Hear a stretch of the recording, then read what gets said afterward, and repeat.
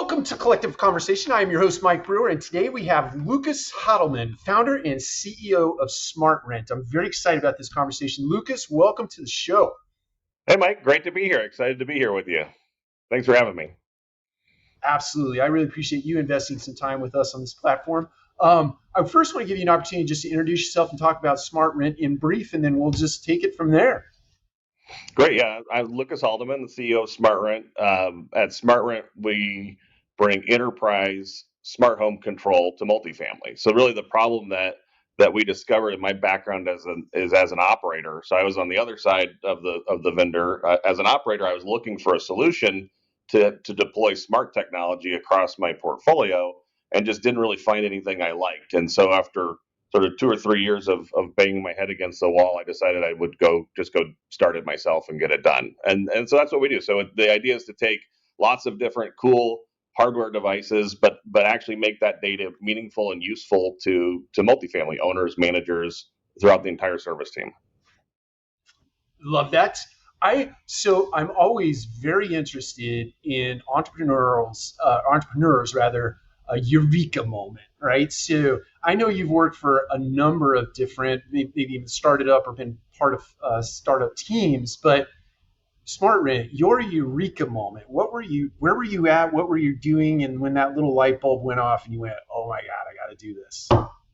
Yeah, well, it was kind of like it started out as a light bulb, and then I just sort of didn't do anything, and then it sort of got to be like a blazing sun, bearing down on me, because I had the eureka moment about 2 years before I did anything with it. So I was at Colony Starwood Homes. We are a publicly traded REIT of single family homes. At that time, we had about 40,000 single family homes, 40,000 units all around the U.S. And we are pioneering a new business model, trying to figure out how do you manage disparate assets at scale, something that had always been a mom and pop business. We were trying to make an institutional quality REIT like a multifamily REIT that would trade the same way as a multifamily REIT. And we knew we needed to embrace technology, not just smart home technology, but all kinds of technology, mobile technology, cloud computing, to make that happen.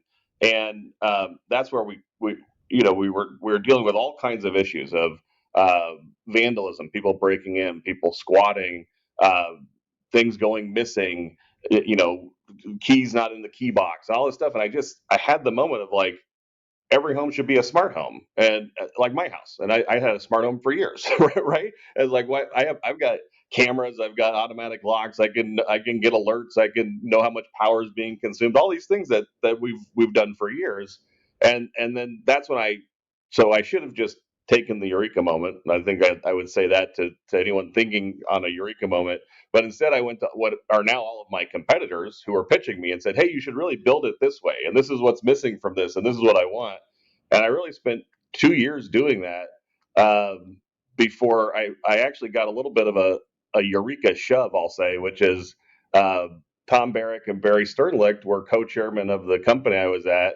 And they took me aside and said, you really should go do this. And that's sort of my, it's not a great eureka moment, but that was my eureka moment. I I love that.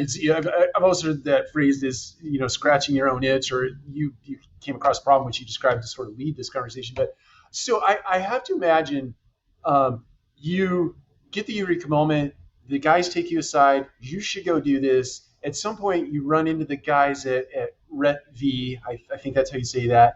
And they, in my head at least, they help you get this thing sort of off to the races. Is that kind of the next evolution of SmartRent? Yeah, so our RET Ventures, Real Estate Technology Ventures. Yeah, so that was a really interesting process. So I had known John Helm. I'd actually worked for one of his early companies, All Apartments, which became Spring Street, one of the first ILSs. And so that's kind of how I got my start in multifamily. And so I had known him. We had lost touch, and but he had reached back out and said, "Hey, could you get me in touch with the folks at Colony, my former company?" Because he's saying, "Hey, I want them to maybe join the fund, be an LP in my fund."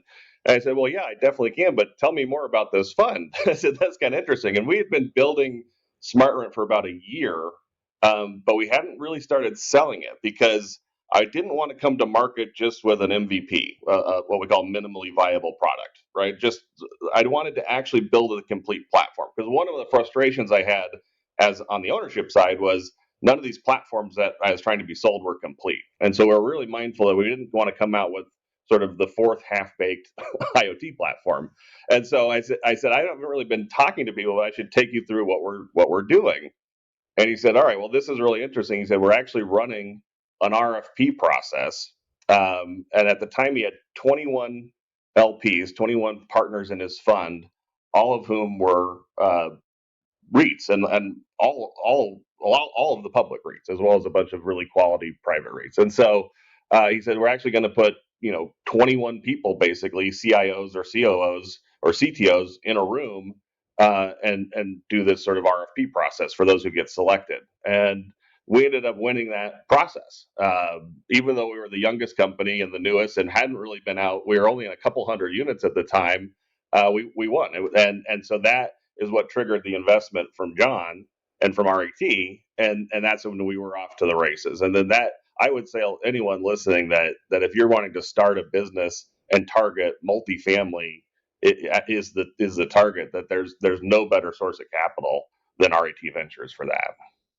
And is it fair to say, and I don't know much about RET aside from the players I know, not I don't know John personally. I know Fred, and I think Fred Twomey is on your board, but He is, yeah. um, it's not just the slug or the investment. It's rather this ecosystem that goes to work supporting you and making introductions and things of that nature. Is that right to think? And if so, can you sort of unpack that for us? Yeah, that's absolutely right. Is because his LP base is so concentrated. It's much bigger than 21 now. I don't know what it's up to, but it's much bigger. But it's essentially every major decision maker in multifamily on the top 50 list is there on that cap table. And so there's two things that I think make it important. One is you have a great audience to say, and the team at RET is great about making introductions and getting you in front of the right people and sort of pre-selling it before you walk in. So it's not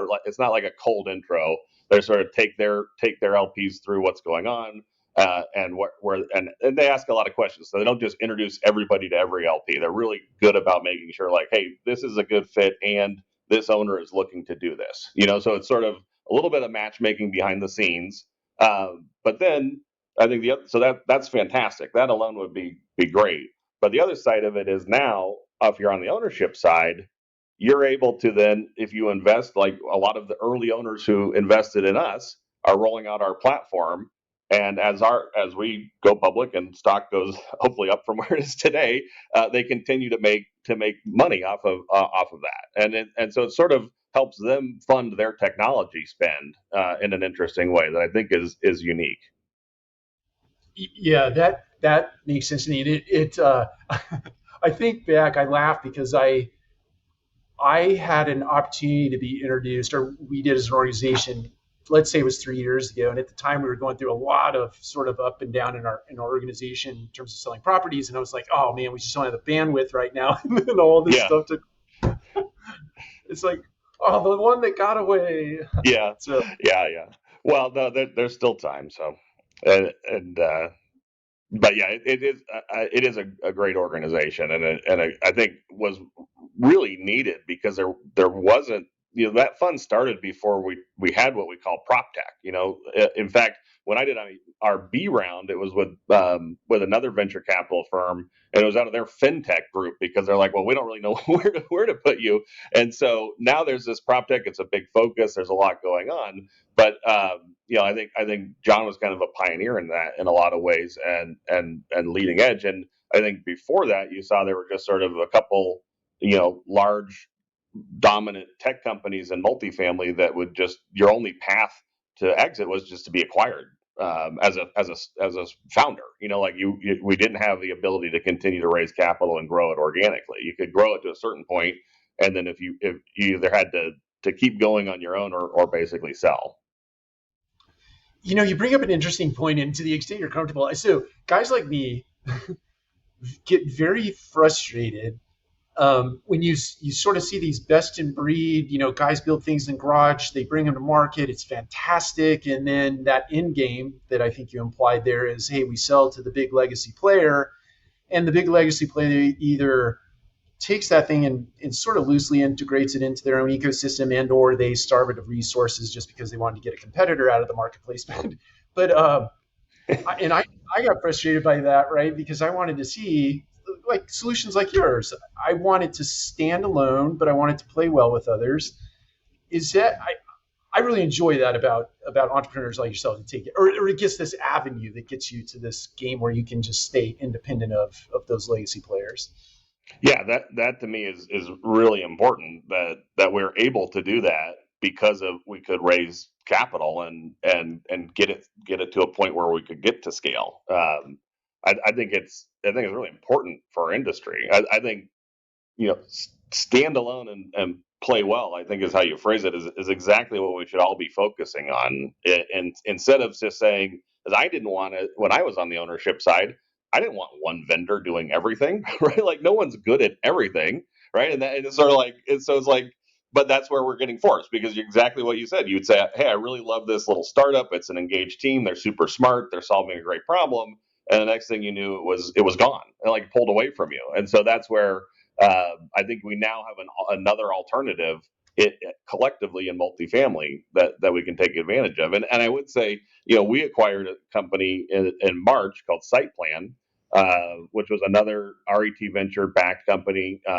Terry Danner's there, who everyone knows. I've known him for years, and great company. We'd been integrated with them for a long time because our technology always plays nicely together, and that's part of our founding philosophy, part of their founding philosophy, and so we'd had a good integration, and we're trying. So I think we now have a chance to also show you don't just have to acquire someone and then either shut them down because you didn't like their competitor or starve them for resources. And we're doing a lot of work to really deeply integrate, make it really one platform.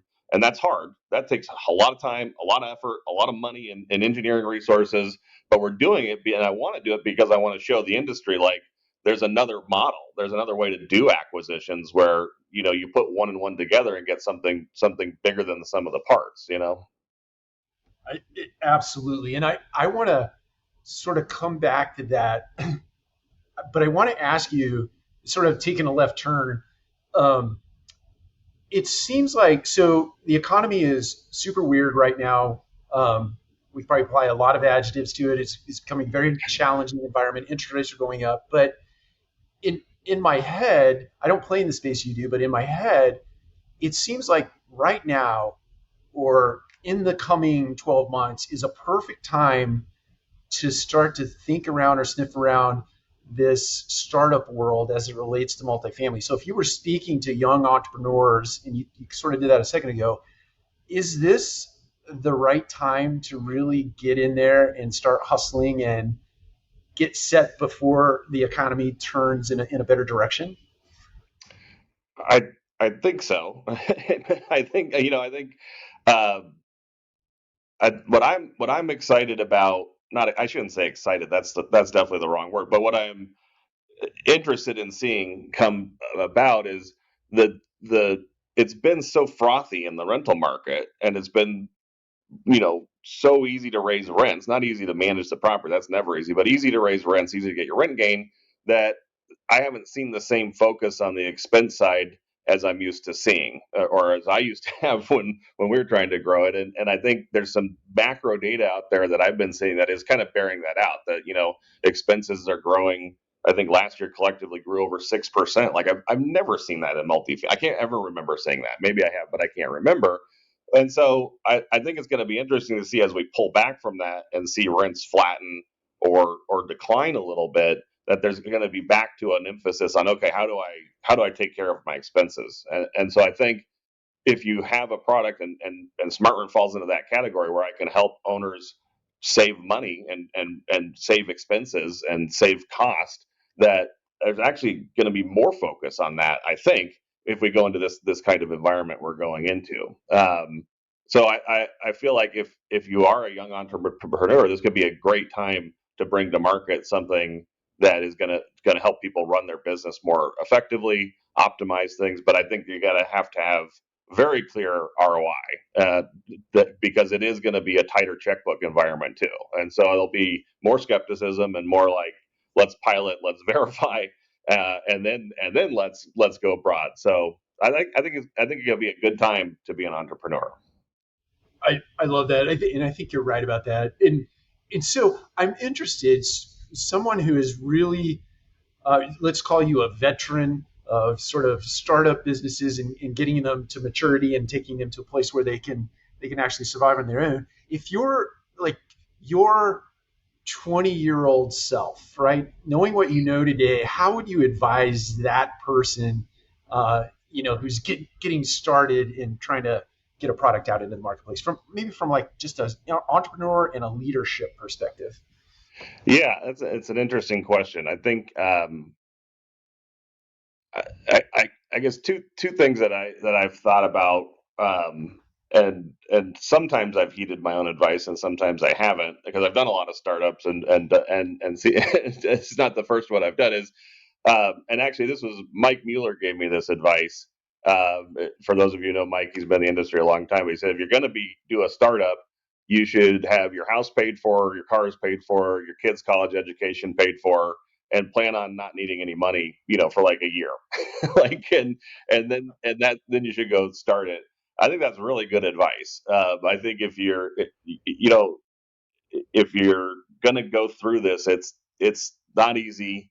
It's not always fun, and the results can be great, but it's a lot of effort, and to have added stress of trying to make ends meet, I think is too much for a lot of people. And then I guess the other thing I think about is, um, it was the best thing I could do to be a vendor in this industry, and I think this would be true of any industry, but was I was an owner in this industry and an operator, and years of doing that, and that's similar to Terry, who's with us now, is Terry Danner, who I mentioned earlier.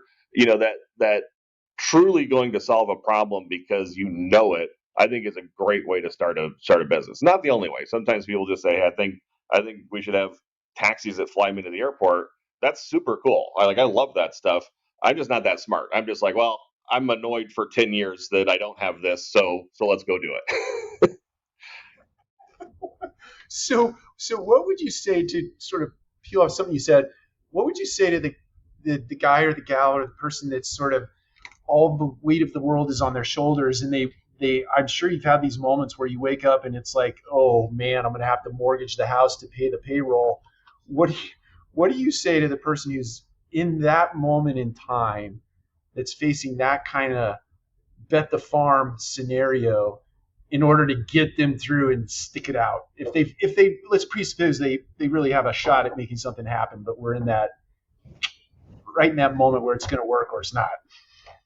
Yeah, and certainly have unfortunately been in that moment more times than I would have liked. So I mean, I think there's no, if anyone out there is truly in that moment, there's really no good advice you can get right in that moment, other than the two. I don't know the exact phrase. I'll have to find it, and we'll put it in the ad copy. But there's a phrase like, if you're going through hell, like just keep going, like keep driving, and like if you're like, and I think of that, and like just keep going, like don't stop. And I've always loved the phrase.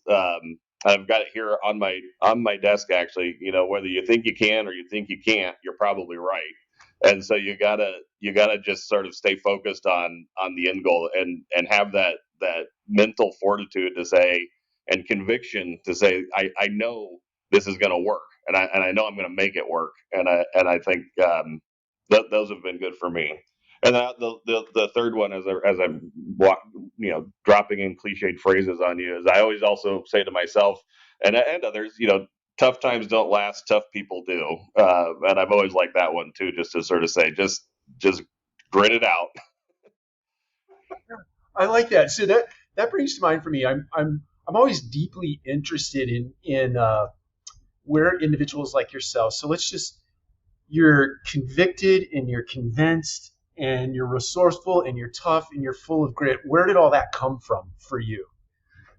What influences in your life put you in this moment, or like what did you take from your heroes or mentors or people in your life that poured into you? Yeah. Well, that's a really interesting question. I don't I'm not totally sure I know how it happened, right? But I think there is a sense of, in my background, I didn't come from a wealthy family, and so really from the day I was old enough to work, it was like, if you want something, go work for it, and I actually had my sister forge my mom's signature on an application saying I was 14 when I was 13, so I could get a job, like that and I think that growing up that way is just sort of like, if you want something, you're gonna have to go earn it, and find a way to do it and figure it out. And I think I've taken that with me, and then I think I've been incredibly blessed to have a lot of things go right for me and a lot of gates open at the right time.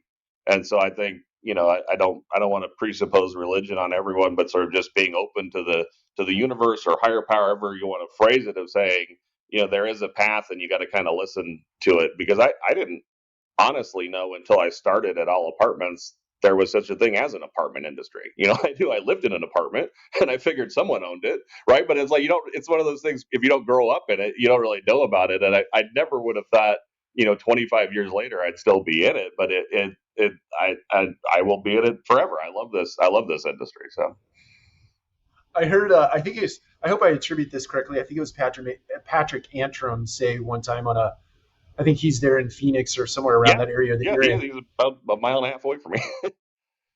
Oh, wow. Yeah, I heard him speaking, and he talked about someone driving down a major artery and thinking, there's McDonald's, there's Burger King, there's, all these different businesses, but no one goes, oh, there's an apartment community. there's, and they're businesses, right? And to your Yeah, point, you don't really think about them like that. no, it's true. Unless you're sort of in it, you don't really think about it, I don't think. That's right. So I have to believe so.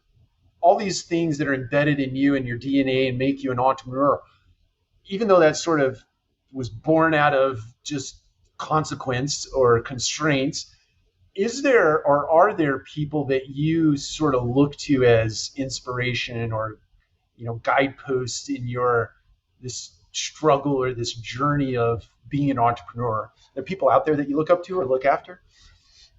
Yeah, more than I could probably name in this show. I think there's a lot of both people I know who've been incredible mentors to me personally, and then just people I'll say I aspire to know or like to follow. But I think early on, for me, reading Richard Branson's autobiography, I read it I think I was in high school, and it was the first time I had the moment of saying, like, oh wait, you can just go do something, right? You don't just have to go get a job. You could just say, I'm going to go do something, and I think that was that.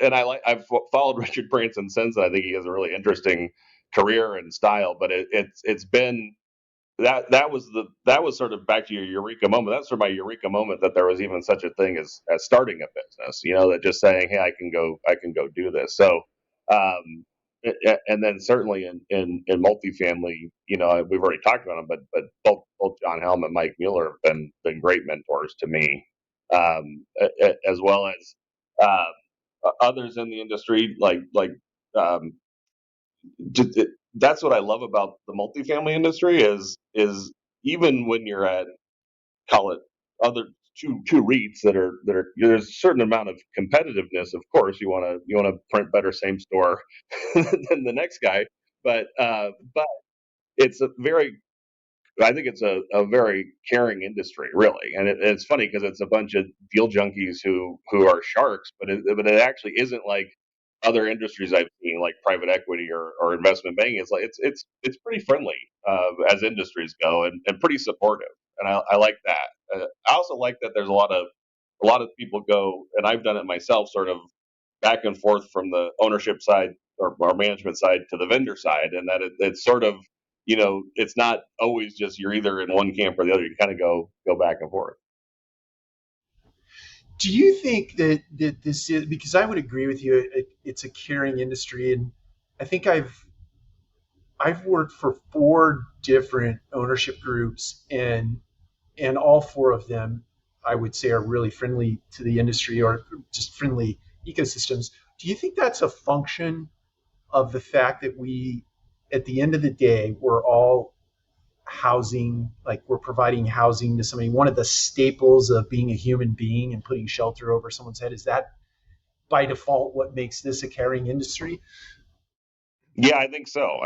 I do think that's what it is. I've thought about that before as well, and had that similar line of thinking, which is it well, the PR is easy to sort of have the evil landlord. That's not really the case. I've never seen that with any company, that it's actually a lot of people trying hard to provide a good service and a good product, and it's a really hard business to be in. It's a very hard business to be in, and I think you have to really care about it, or you go do something easier. And I think that is why. Yeah, I would agree with that. I think when you look, we're humans and we can complicate the heck out of anything. Yeah. But when you take a step back and you really think about what you're doing from a higher perspective, you're really serving people. And to the extent that you keep that human, the one living in your building, or if you're a vendor, you're serving the people that are serving those people. If you keep that front and center to your business plan, I think you have a great shot at being successful. Yeah, I think so. I agree completely. So I'm super interested, to the extent that you can.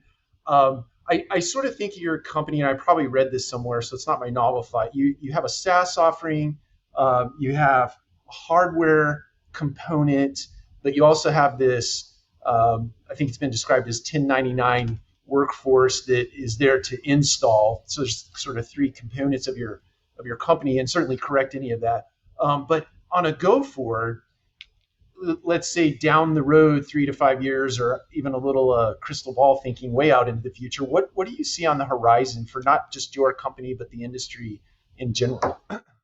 Yeah, well, so yeah, that's a good description of our business. The only one thing I'd add is on the installation team, we have a lot of W-2 employees as well as a 1099 group of employees. So that's one of the things that I think we crafted differently. I think it's because we came from the operation side. As I just said, I just don't want to drop a random general contractor onto the property staff. I want to have someone I know and trust to sort of be the intermediary there. And that has turned out, I didn't really even think about doing it another way. It wasn't really even a conscious decision. It was just like, oh, we're going to need to have this team. And so I like that we have our own team. We augment them with contracted labor, but we always have one of our team members on site at the property, making sure it's going the way we want it, and sort of being the general contractor of the job.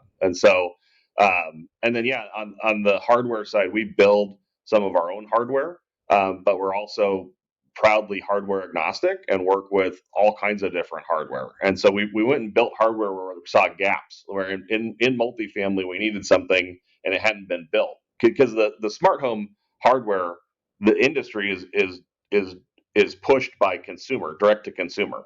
So you go to CES and the big electronic shows. It's what's coming out from Samsung, what's coming out from Amazon, from Google. I mean, it's the biggest companies in the world are pushing out smart devices, but they want to push them to consumers, and that's where our niche really comes in, is to say we make it useful for people who have more than one home, for thousands of units. And so I think if you sort of fast forward 3 to 5 years, you're going to see us continue on all of those paths, which is um, making sure that the software is really sort of the base layer. That's the most important piece.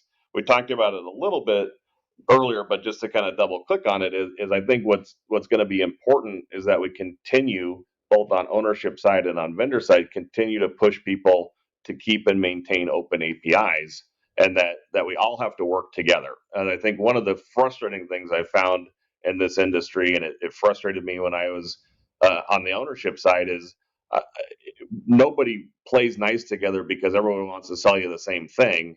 Kind of back to that, you brought it up earlier, and so uh, I think we need to continue to push to say owners should be able to choose the technology they want, and it should all work the same to the resident or to the property staff. It just drives me crazy to think people are downloading 3 apps to live in one apartment, like or more. And it's like, why? And it's not. There's no technical reason why. We've done it to ourselves. It's not like, there's no way for these things to talk to each other. It's like, no, we've just decided we're not going to play nice. And so that to me is an important trend. I think it's going the right way, by the way. Like, I think we're moving in a good direction, but I definitely think over the next 3 to 5 years, we want to keep pushing that. Yeah, I think it's hopefully this analogy makes sense. I was literally driving home last night and I was passing a truck, and the truck had a pigtail on it that actually plugged into the truck so that the tail lights on the trailer would work, right? And I thought to myself, wow, had the trucking industry or the trailer industry sort of acted like Apple in their dongles, and like everybody had a different, right? Like, oh my God, that would be a disaster. Yeah. But it's like in my head, it's sort of like that. And I know MITS way back when, and I think there's a new thing Yeah. called RETA or RETA, I think. Rita, yeah, there is, and we're involved in both. And actually, I was one of the original members of MITS, and we were supposed to solve this 25 years ago, and it's still not solved. It's like we're still just doing the same thing, and yeah. So yes, I know we're not. That's a great analogy. It is multifamily is definitely an overflowing bag of dongles. Yeah, that is a true statement. So I mean, we both know and we all know collectively what the problem is, and we also understand why it is the way it is. I mean, if we were sitting in the leadership or the ownership position in those legacy groups, like I would probably potentially act the same way. But what like so all the givens and to you to sort of play off what we're moving in the right direction. What do you think really moves the needle? What is going to be that sort of catalyst moment or a collective bunch of things that pushes the industry over the top and gets us to a place of utopia, so to speak? um, I think it's got to be just an absolutely violently loud chorus of owners demanding it, frankly, and just saying this is not good enough. Like, I'm not going to roll this out if you do this. And the problem is, it's the biggest incumbents that are the hardest to move away from, who play the least nicely in the sandbox. And to your point, I get why they do it. I'm not saying I wouldn't do it if I wasn't in their place.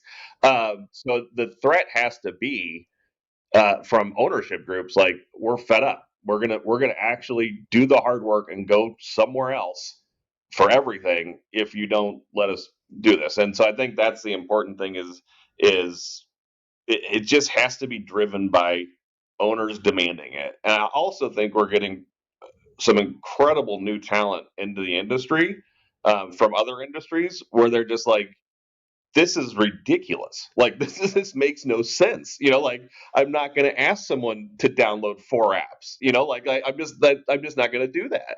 I mean, I was talking to somebody is like, I love asking this. I'll ask you this. I'll play this setup with you. Like, do you know what accounting software? I'm in Phoenix. I fly in American Airlines. Do you know what accounting software American Airlines runs? Nope, neither do I. But why does every resident know what accounting software their property manager uses? like, right? Like, why do I need to know that you use a Yardi for accounting to live in your apartment? Like, we've gotten ourselves into this weird bind where it's like, and by the way, I'm a fan of Yardi. I put Yardi in at Colony. We were a new company. I could have chosen anything. We did our evaluation. I think there's a lot of good property management systems, but I think Yardi is really good at accounting. Like, it's a great accounting platform, but why does it have to be our everything platform? And that's sort of back to where we are talking at the beginning. I don't think anyone's good at everything, and so that's where I think if we come to that realization and say, you're good at this, I'm good at this, someone else is good at that, let's just stay there and build great businesses of that. Because multifamily is such a massive addressable market. I don't have to be in every business. I don't need, like, I can have an incredible, thriving business just by doing what we're doing. Yeah, that's right. And at the end of the day, I mean, taking it all the way back to the consumer experience, which drives all of this, right? Yeah. When their experience is good, they're going to stay. They're going to keep coming back. We're going to keep building more units, and it's I don't know. I just think we've all been sitting around praying for it, wishing for it, thinking for it for 40 years, right? It seems like 40 Yeah. years. Yeah.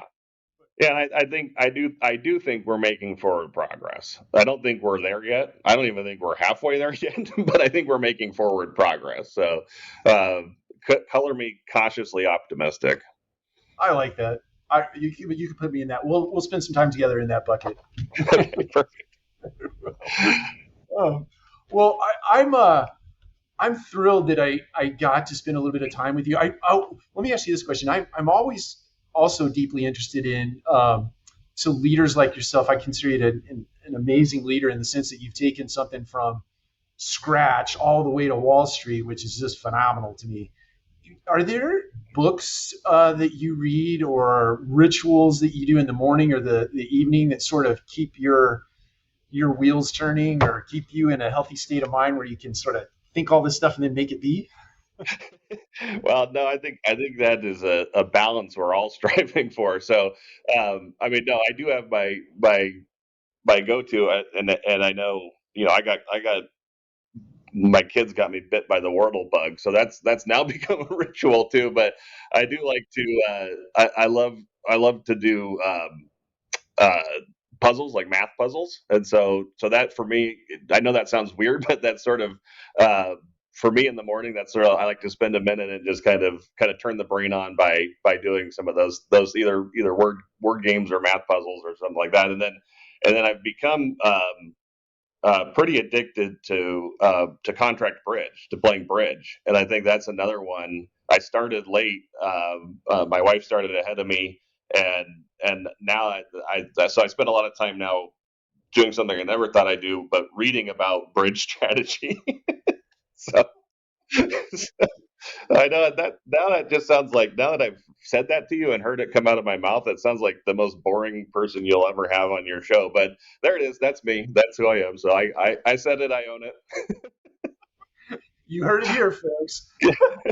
The way to success is to learn how to play bridge and then read all about it. Read about the Yep. strategy. of bridge. Yep.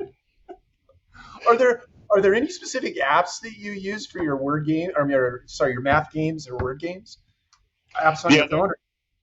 Yeah, there's a bunch of good ones out there. I can't think of any off the top of my head that would be interesting. But and then there's a lot of good websites. So other than the New York Times, they bought the Wordle, and I can't wrap my head around the full crossword puzzle, but I like the Daily Mini. That's a bite-sized chunk that I can bite off. So that's a fun app. Okay, awesome.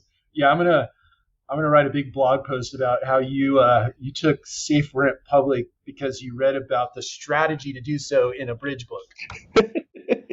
Yeah, yeah, sure, close enough. That'll be fantastic. Well, let me ask you this. I always want to make sure that my guests have an opportunity to tell people where they can learn more about, in your case, Safe Rent, and or SmartRent. yourself specifically, or anybody they can touch base with. Yeah, so SmartRent, SmartRent.com is by far the most comprehensive knowledge base about SmartRent. But then also, if I've been doing a lot of trying to do a lot more posting on LinkedIn as well. I think that's a good platform, and so there's some content out there that we sort of our view, and we've touched on some of the themes today, but sort of our view of what's going on in multifamily and interesting trends we're seeing.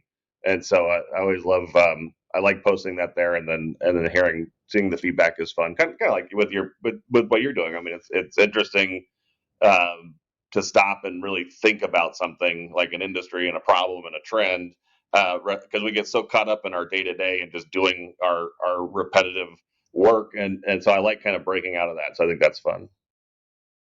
I love it. I appreciate it. Yeah, and I definitely want to acknowledge you in that uh, we went a different direction for this episode. I mean, in my head, there is way more than enough material out there in terms of interviews and things that have been written about safe rent. And so you were venturing down a path with me that talked about entrepreneurship and leadership and things of that nature. And I appreciate you doing that and being willing to do that. Oh It's yeah, it's a very lot of meaningful. fun. I love doing that. So I appreciate you taking in that direction. That's a lot of fun for me too. So I hope it's interesting to people, but it was fun for me anyway. Excellent. That's what matters. All right. Well, I appreciate you. Thank you for investing some time with us, and we'll do it again sometime. Look forward to it. Thanks a lot, Mike. Thank you. And for the rest of you, you'll see you next time on Collective Conversation.